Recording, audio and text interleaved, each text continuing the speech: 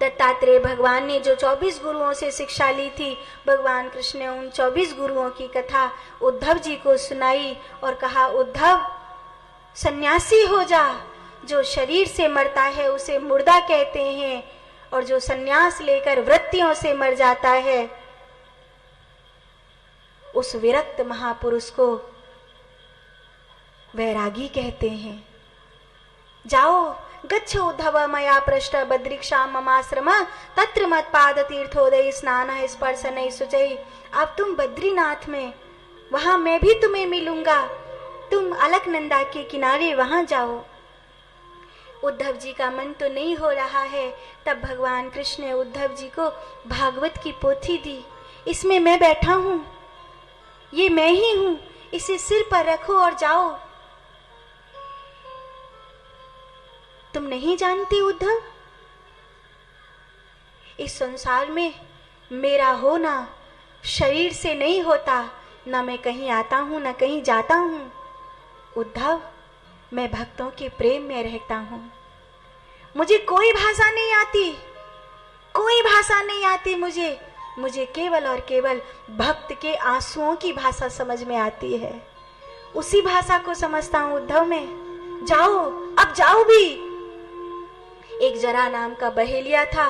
भगवान अपने बाईं जंघा पर अपने दाहिने चरण को रख करके बैठे थे।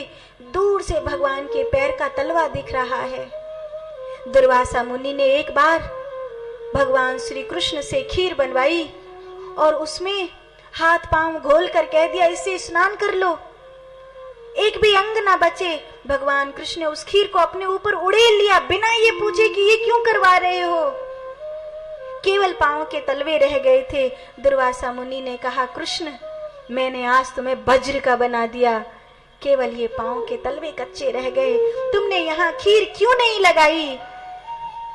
तो भगवान कृष्ण कहते हैं, भगवान, शरीर को तो संसार से जाना ही चाहिए।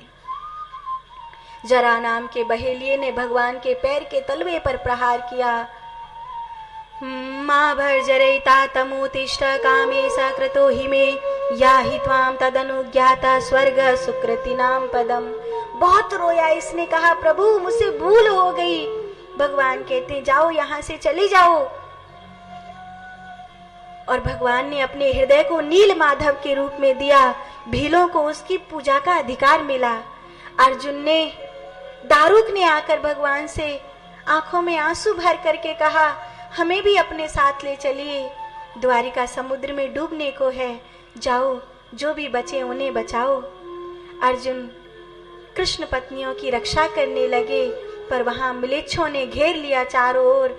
तब वह कृष्ण पत्नियां एक सरोवर में कृष्ण कृष्ण कहती हुई समा गईं और उनका शरीर मिट्टी बन गया।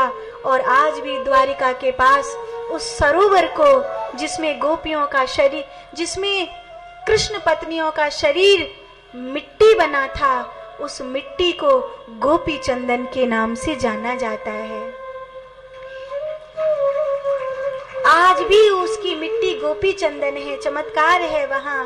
वैसी मिट्टी दुनिया में कहीं नहीं मिलेगी जैसी वहां मिलती है। लोग उसको माथे पर रखते हैं और अपनी भक्ति को जगाते हैं। परीक्षित, यो वेति भौतिकम रूपम कृष्णस्य परमात्मनः, वो परमात्मा है, उनका कहीं से जाना या आना नहीं होता है। परीक्षित, जब कृष्ण अंतर ध्यान हुए तो वो भागवत में समा गए। कलयुग का आरंभ हो गया। परीक्षित, यत् फलम नास्ति तपसा न योगेन समाधिना तत्फलम लभते सम्यक् कलौ केशव कीर्तनात्। कलयुग में केवल और केवल भगवान के नाम की महिमा है और कुछ भी नहीं है कलयुग में। अब एक 6 बरस की कन्या भी पुरुष शरीर का वासनाओं की दृष्टि से विचार करने लग जाएगी, तब घोर कलयुग होगा। और इस घोर कलयुग में केवल और केवल वही बचेंगे जो परमात्मा के सहारे हैं। धरी न काहू धीर सबके मन मन सिज हरे, जे राखे रघुवीर सो उबरे तेहि काल महु।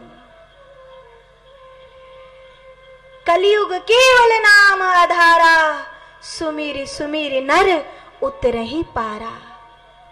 31 अध्याय वाले भागवत जी के 11वें स्कंद को प्रणाम करके पूरा किया। 12वें स्कंद में सुखदेव भगवान कहते तुम्हें कुछ और कहना है? परीक्षित ने हाथ जोड़कर सर झुका लिया। गुरुदेव और मैं क्या कहूं? और पूजन किया आपने गुरुदेव का। आपने मुझे जीवन मुक्ति का ज्ञान दिया है, मुझे जन्म से मृत्यु से पार होने का ज्ञान दिया। परीक्षित ने गुरुदेव का पूजन किया।